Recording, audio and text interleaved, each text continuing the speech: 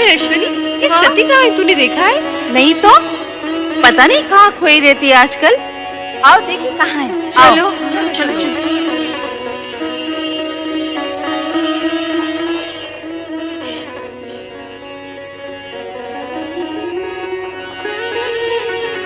कौन? यही तो हम सब पूछना चाहती हैं सती, कि कौन है वो जिसके ध्यान में तुम हर समय मग्न रहती हो? मैं स्वयं नहीं जानती रोहिणी। पता नहीं कौन है वो जिसके रूपाकार को देखने की उत्सुकता में मेरा मन सदा खोया रहता है। ये तो बहुत गंभीर समस्या है रोहिणी। सचमुच गंभीर समस्या है। अरे जब उस पुरुष का ही पता नहीं तो उसका रूपाकार कैसे दिखेगा? हाँ हाँ, अब तो पिताश्री दक्ष प्रजापति से निवेदन करना ही होगा कि हमारी सती का स्वयंवर रचा दें। सभी प्रकार के उत्तम पुरुष सती के सामने आकर खड़े हो जाएंगे।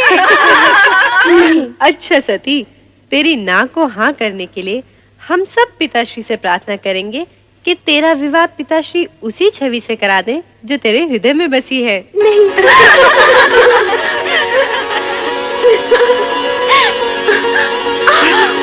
अरे सती, क्या हुआ?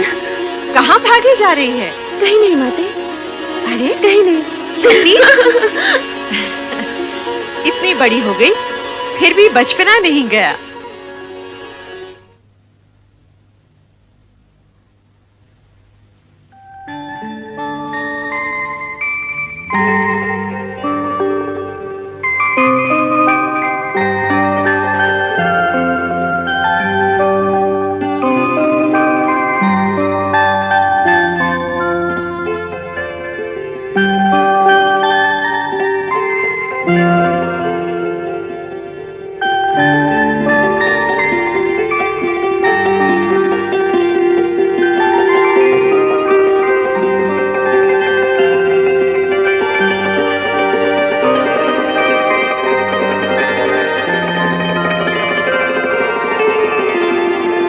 शक्ति तुम?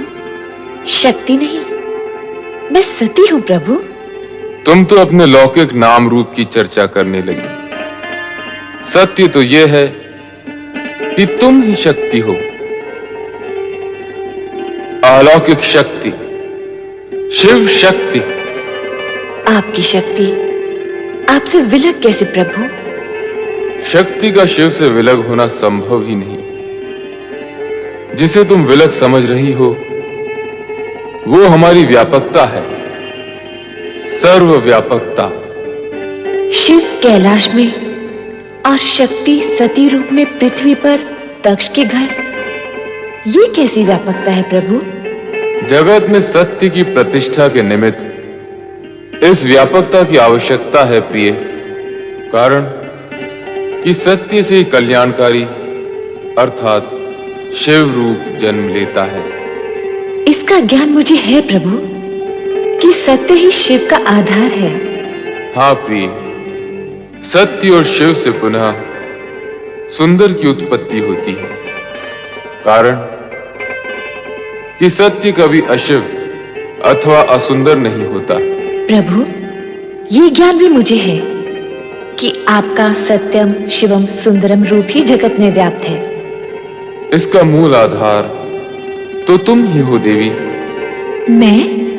यदि शक्ति न होती तो सत्य स्थिर न होता। शक्ति के कारण ही सत्य की रक्षा होती है, शिवम प्रशस्त होता है और सुंदरम व्यापक होता है। प्रभु, आपने तो सत्यम शिवम सुंदरम का संपूर्ण श्रेय शक्ति को अर्थात मुझे ही दे डाला। सत्य भी यही है। सती या शक्ति से रहित शिव शून्य है। ये भी तो सत्य है प्रभु कि शिव से रहित शक्ति का अस्तित्व भी शून्य है। दोनों एक दूसरे के पूरक हैं, दोनों में सापेक्षिक संबंध हैं। स्थिति ऐसी है तो फिर ये अपूर्णता क्यों? अपूर्णता कैसी प्रिय? आप लौकिक रूप में कैलाश पर और मैं लौकिक व मानव देह में दक्ष प्रजापति के घर। मानव देह के कारण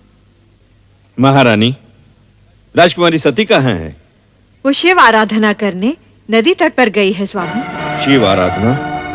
किसने कहा उसे शिव आराधना करने के लिए? शिव जी ने। वे सती के स्वप्न में आए थे।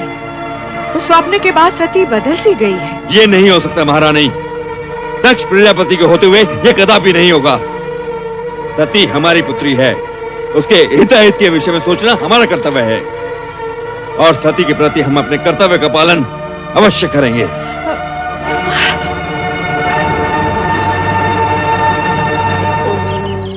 ओम नमः शिवाय। ओम नमः शिवाय। ओम नमः शिवाय। ओम नमः शिवाय। ओम नमः शिवाय। पुत्री सती, पुत्री सती। प्रणाम पिताश्री। ये तुम क्या कर रही हो?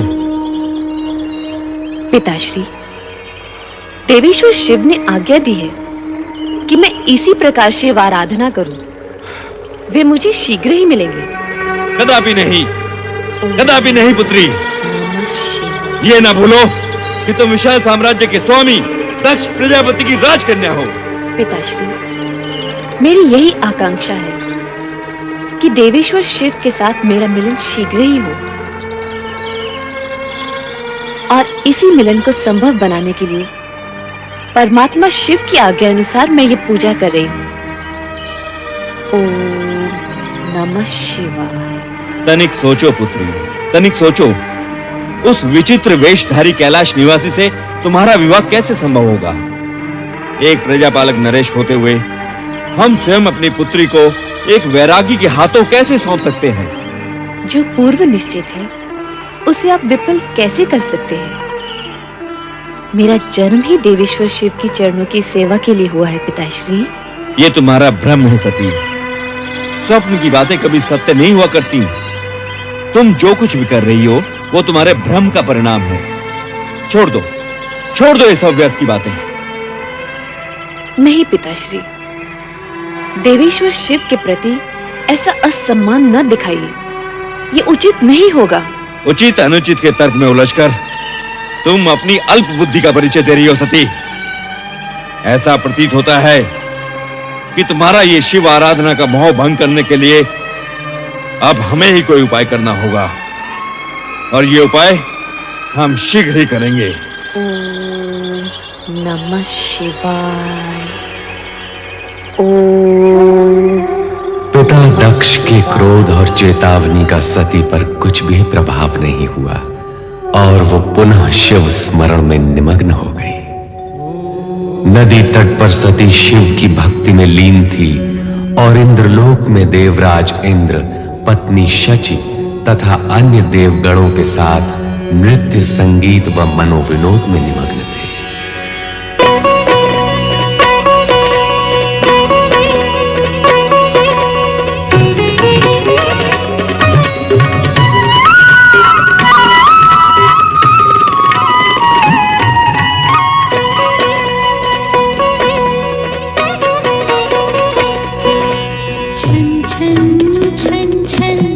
पायल छन के खन खन खन खन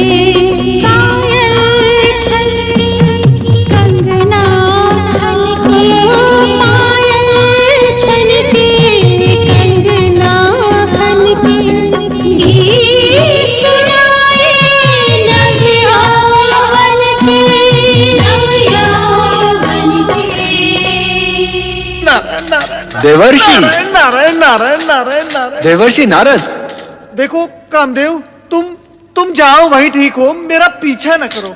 देवर्षि आप यहाँ पधारे और तुरंत ही विमुख होकर चल दिए। ये तो देवलोक का अपमान हुआ। नारायण नारायण, परंतु कामदेव देखो, आप तो देव ऋषि हैं, भगवान विष्णु के परम भक्त और उनके प्रिय पात्र। मुझ अकिंचन से आपको कैसा भय? नारायण नारायण। कामदेव, सुना है तुम्हारे पास जो पुष्प बाण है उनमें वो शक्ति है जिससे बड़े बड़े ऋषि मुनियों की तपस्या भंग हो जाती है और वो मोहविष्ट हो जाते हैं, उनमें कामेच्छा निर्मित हो जाती है। सुना तो मैंने भी। नारायण नारायण।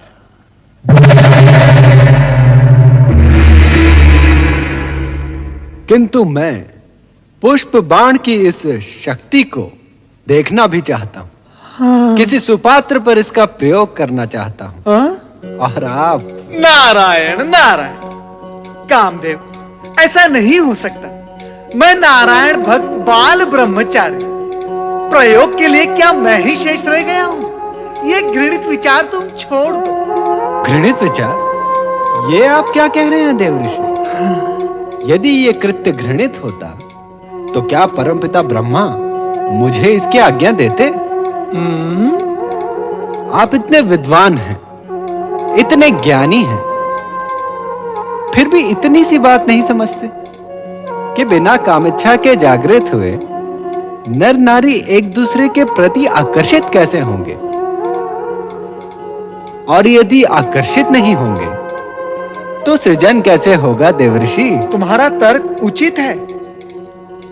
तो फिर पहला पुष्प बाण यहाँ स्वर्ग लोक में किसी उचित पात्र पर छोड़ना। हो सकता है प्रयोग ही प्रयोग में कोई स्वर्गिक सृजन ही हो जाए। नारायण नारायण। जहां पहले से ही गीत संगीत और उन्माद की भावना व्याप्त है, वहां ये पुष्प बाण भला क्या प्रभाव डालेंगे? इनकी शक्ति का प्रमाण देखना है तो इनका प्रयोग किसी इंद्रिय जय, जीवन से विरक्त और साधु मना व्यक्ति पर किया जाए। आप तो स्वयं इसी कोटि में आते हैं ना मुनिवर। और देखो कामदेव, इससे पहले कि मैं तुम्हें श्राप दूं, मेरी दृष्टि से दूर हो जाओ। नारायण नारायण। आपने मेरी पूरी बात तो सुनी ही नहीं। मैं तो ये कह रहा था कि आप मुझे किसी ऐसे पात्र का नाम बता दीजिए जो मानव दुर्बलताओं पर विजय पाकर भगवान में लिप्त हो। देवर्षि, हर ऐसे स्थान में तो आपका आना जाना लगा ही रहता है जहां प्रभु का नाम लिया जा रहा हो। कृपा करके कुछ बताइए ना। देवी संध्या। देवी संध्या? ये कौन है देवर्षि? एक ब्रह्मचारिणी जो दिन रात ऋषि मुनियों के सत्संग में रहकर मानवीय दुर्बलताओं पर विजय प्राप्त कर चुकी है। कामदेव, मुझे पूर्ण विश्वास है कि उस पर आपकी ये पुष्प बाण व्यर्थ जाएंगे। यही तो देखना है देवर्षि। और हां, सुपात्र की खोज में सहायता देने के लिए धन्यवाद। नारायण नारायण। ब्रह्मचारिणी संध्या। ओम आदित्याय नमः ओम आदित्याय नमः ओम आदित्याय नमः ओम वैश्वनराय नमः ओम वैश्वनराय नमः स्वाहा ओम वैश्वनराय नमः स्वाहा ओम आदित्याय नमः स्वाहा ओम आदित्याय नमः स्वाहा ओम वैश्व वैश्वनराय नमः। ओम वैश्वनराय नमः।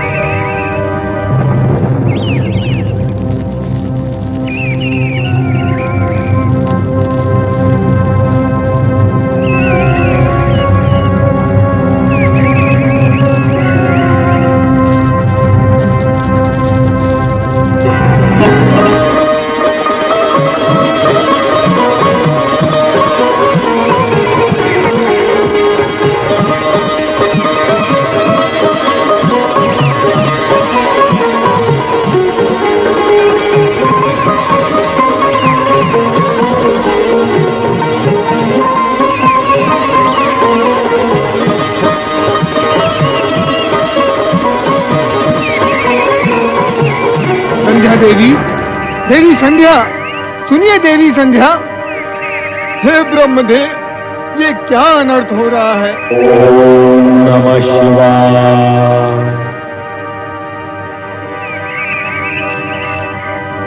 कामदेव, संध्या,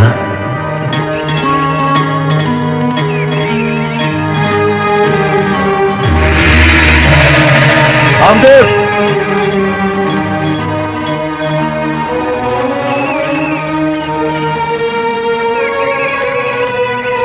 कामदेव, संध्या।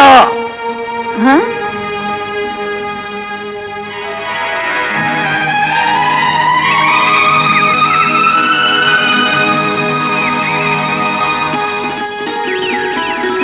संध्या,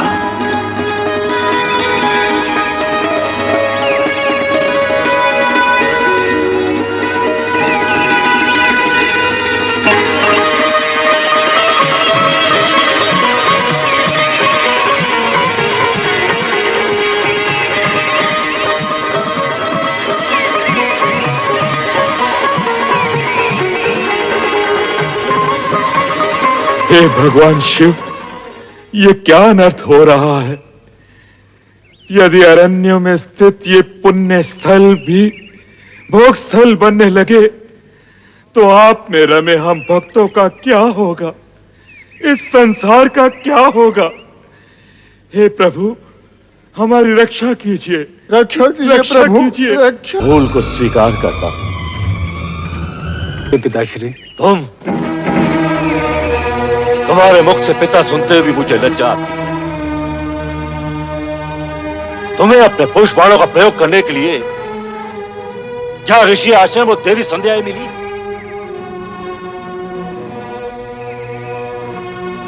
बाद में जब मैं कामादक देवी संध्या की सहायता के लिए पहुंचा तो तुमने मुझे ही अपने पिता को ही दूषित करने का दुष्ट चक्र चलाया। जो हुआ उसका मुझे खेद है पिताश्री, किंतु ये सत्य है। आपको अपने प्रयोग में उलझाने की मेरी कोई इच्छा नहीं थी।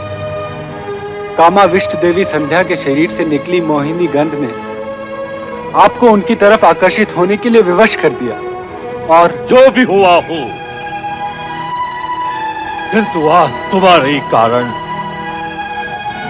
लोक और शिव की दृष्टि में स्वयं लोक सृष्टा ब्रह्मा को लज्जित होना पड़ा। सदाशिव से क्षमा याचना करनी पड़ी।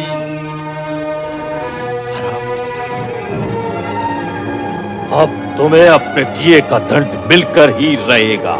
नहीं नहीं पिताश्री, मुझे क्षमा कीजिए, मुझे क्षमा कीजिए पिताश्री। मैं तुम्हें श्राप देता हूं कि वो भगवान शिव जिनके आराधना स्थल को तुमने अपने कुकृत्य से कलंकित किया है, एक दिन तुम्हें भस्म कर देंगे, भस्म कर देंगे, भस्म कर देंगे, भस्म कर देंगे। नहीं पिताश्री, मेरी रक्षा कीजिए पिताश्री, अपनी संतान की रक्षा कीजिए। नहीं पुत्र नहीं, श्राप तो धनुष से निकले हुए उस बाण की तरह है जिसे लौटाया नहीं जा सकता। एक बात और है कि इसी श्राप में तुम्हारा और जगत का कल्याण भी निहित है, अतः इसे श्राप के साथ साथ आशीर्वाद भी समझो।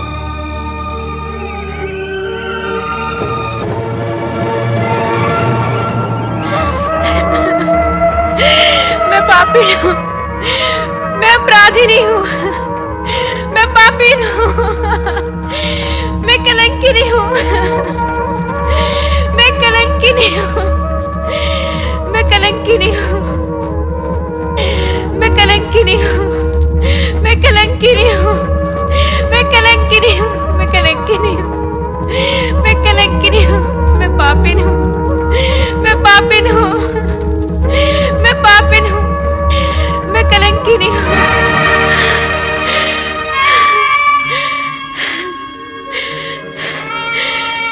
इतने बड़े पाप, इतने बड़े कलंक का बोझ लिए अब मैं ये जीवन कैसे व्यतीत करूंगी?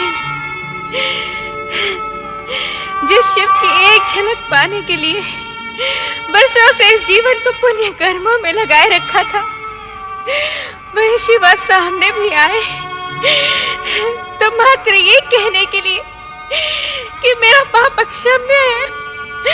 अब मेरे जीवन का क्या अर्थ और बिना अर्थ के ये जीवन कैसा?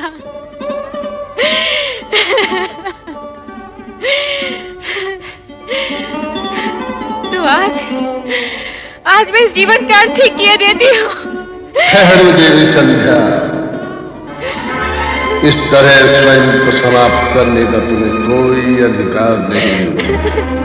तुम ब्रह्मदेव की मानस पुत्री हो, तुम अपनी भूल का प्रायश्चित भी वैसे ही करोगी जैसे ब्रह्मा जी चाहेंगे।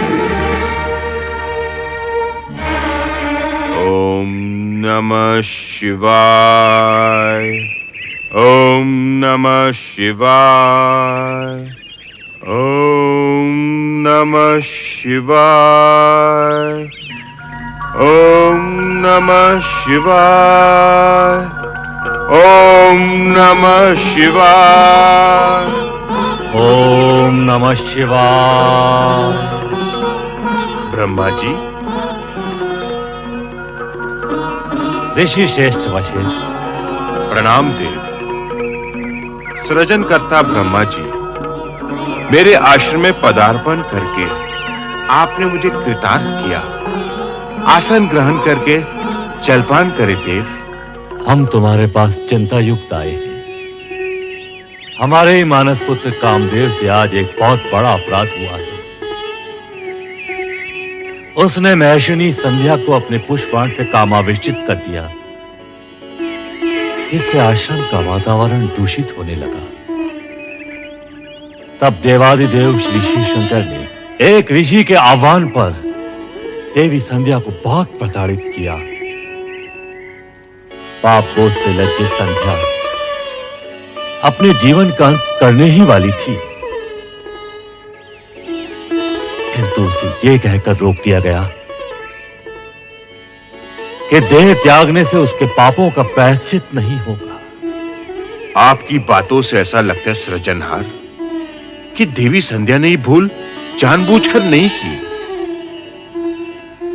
हे ब्रह्मा जी, आपसे प्रार्थना है कि आप देवी का मार्गदर्शन करें और उन्हें प्रायश्चित करने का उपाय बताएं।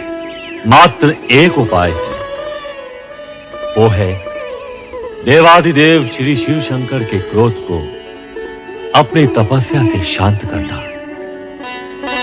तुम्हारे पास हम इस कारण से आए हैं कि तुम देवी संध्या के पास जाओ, शिव महिमा और शिव तपस्या की विधि से उन्हें अवगत कराओ।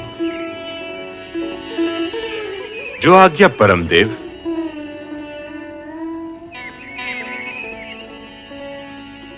किंतु संध्या इस समय होगी कहां? संध्या अपने आश्रम के पास वाले वन में एक पर्वत पर बैठकर अश्रु बहा रही होगी।